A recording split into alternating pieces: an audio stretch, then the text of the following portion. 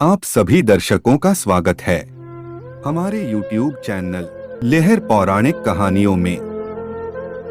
कर्ण स्वभाव से कुटिल भी था। वह दुर्योधन को इसी प्रकार कुचक्र रचने की सलाह दिया करता था जैसी शकुनी देता था।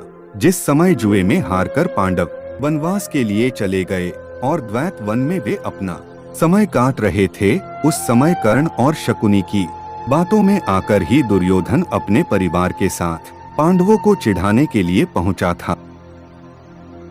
लेकिन यहाँ चित्रसेन नामक गंधर्व से इनका सामना हो गया।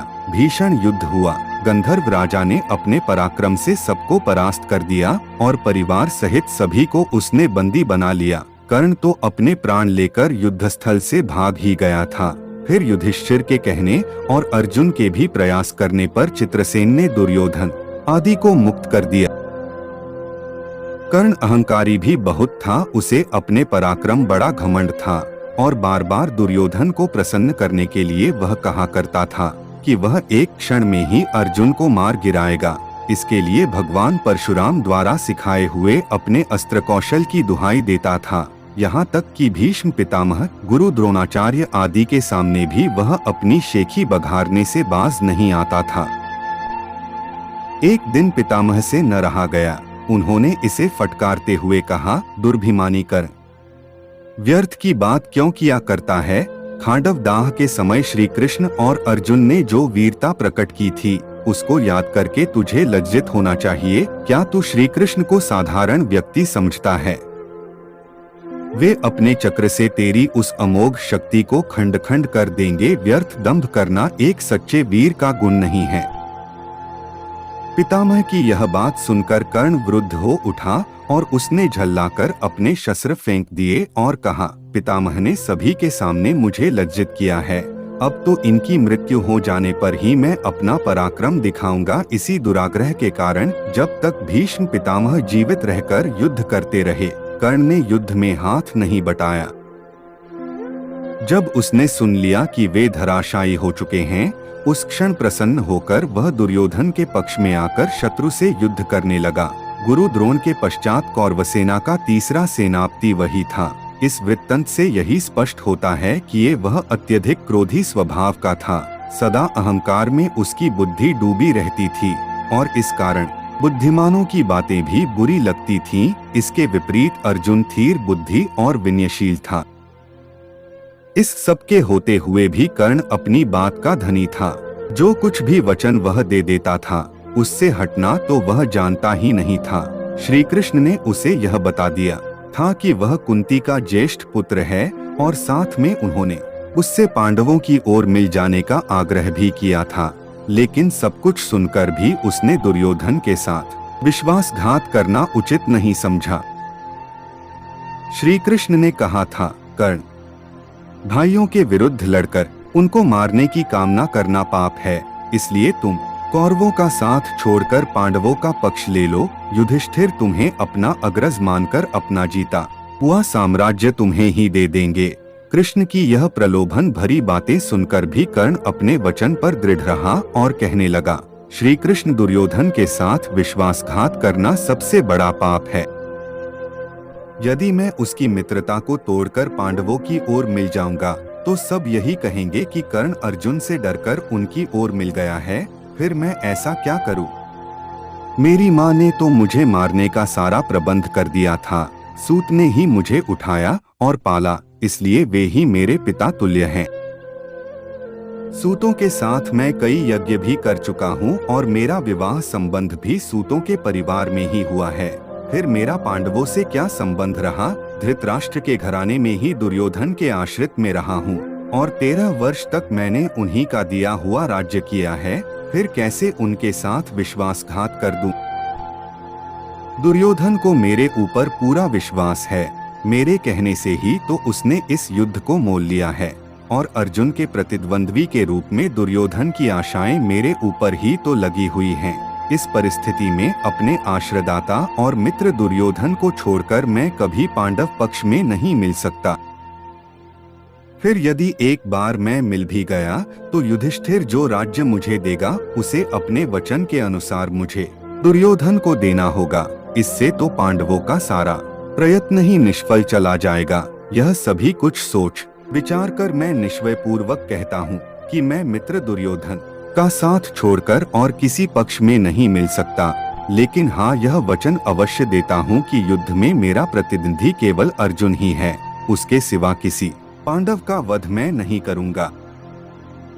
कर्ण का यह कथन उसके चरित्र की महानता पर प्रकाश डालता है। बात का कितना पक्का था, वह दानवीर दुर्योधन चाहे अधर्मी था, लेकिन उसका तो आश्रयदाता था, फिर वह उसके साथ छलकपट कैसे कर सकता था।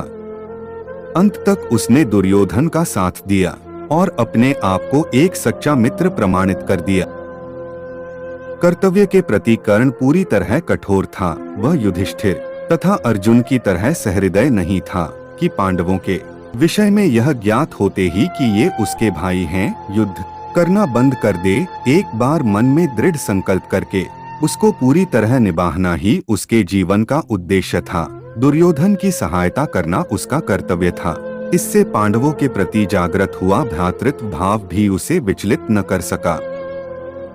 और फिर भी अर्जुन के प्रति कठोर और ईर्ष्यापूर्ण दृष्टि उसकी बनी ही रही, यहाँ तक कि स्वयं माता कुंती ने जाकर कर्ण को अपनी ओर मिलाने की इच्छा प्रकट की थी, लेकिन उस समय भी वह वीर अपने पथ से विचलित नहीं हुआ। यह उसके चरित्र की श्रेष्ठता ही थी। फिर एक बार कृष्ण को वचन देकर अर्जुन के सिवा अन्य किसी पांडव की ओर उसने शस्त्र नहीं उठाया। अर्जुन से ही युद्ध करते हुए वह वीरगति को प्राप्त हुआ था। महाभारत युद्ध में भी उसकी वीरता देखकर स्वयं श्री कृष्ण उसकी प्रशंसा करने लगे थे। कितनी ही बार वह अर्जुन के रथ को पीछे हटा देता था। जब तक वह सेनापति रहा, अर्जुन बार बार उसके प्रहारों से विचलित हो उठता था। उसकी समझ में नहीं आता था कि वह कैसे इस परम योद्धा को परास्त करे। अंत में पूरी तरह निराश होकर उसने कृष्ण की ओर देखा। कर्ण के रथ का पहिया जमीन में धंस गया था। वह उसे निकालने का प्रयत्न कर रहा था। उसी समय कृष्ण के इशारा करने पर अर्जुन ने अन्याय का आश्रय लेकर उसका वध किया, नहीं तो उस वीर को मारना बहुत कठिन था। फिर यदि उसके हाथ में इंद्र की वह अमोघ शक्ति होती तो फिर उसको कोई भी पराजित नहीं कर सकता था। और यह निश्चय था कि वह अर्जुन का वध करके विजय का शंख फूंक देता, लेकिन विधाता की यही गति थी। अमोघ शक्ति को वह पहले ही घटोत्कच पर चला चुका था। अब उसके पास विशेष अस्त्र कोई नहीं था। फिर भी बड़ी कठिनाई से अर्जुन उसे मार पाया था। महाभारत में जहाँ भी उसके पराक्रम का वर्णन आया है, वहाँ अर्जुन के बराबर ही उसको पराक्रमी माना गया है, और था भी वह इतना ही पराक्रमी। कर्ण के पराक्रम में धब्बा लगाने वाली एक बात यह है, वह कपटी भी था। वह सदा सत्य और न्याय का ही आश्रय नहीं लेता था। उसने अल्पवयस्क राजकुमार अभिमन्यु का चक्रव्यूह के भीतर औरों के साथ मिलकर वध किया था। उसी ने उसके धनुष को काट गिराया था, और फिर उस निहत्थे बालक पर 6 महारथियों ने मिलकर आक्रमण किया था, जिनमें से एक वह भी था। निहत्थे बालक की हत्या करने का अपराध सदा उसके चरित्र के साथ लगा रहेगा। इसीलिए इतना पराक्रमी होने पर भी कर्ण अर्जुन की तरह महापुरुष की कोटि में नहीं आ सकता। उसका हृदय कलुषित था। इस तरह कर्ण के चरित्र पर दृष्टिपात करने से मालूम होता है कि वह किसी दृष्टि से महान था, और अपने किन्हीं व्यवहारों के कारण पतित भी था। उसकी महानता उसके दानवीर होने में है, उसके दृढ़ संकल्प होने में है, उसके अपने मित्र और आश्रयदाता के विश्वास पात्र होने में है। लेकिन छल और कपटपूर्ण व्यवहार, व्यर्थ का दंभ और क्रोध उसके चरित्र की गरिमा को कम करते हैं। वह इतना पराक्रमी था कि उसके मरते ही दुर्योधन का सारा धैर्य टूट गया था, और अब उसे अपनी पराजय की आशंका निश्चित लगने लगी थी। और वही हुआ भी। कर्ण की मृत्यु के पश्चात कौरव सेना का विनाश हो गया। स्वयं दुर्योधन भी भीम के द्वारा मार डाला गया। युद्ध में पांडवों को विजय प्राप्त हुई। वीडियो पूरा देखने के लिए धन्यवाद। इसी प्रकार की वीडियो पाने के लिए कृपया चैनल को सब्सक्राइब जरूर करें। धन्यवाद।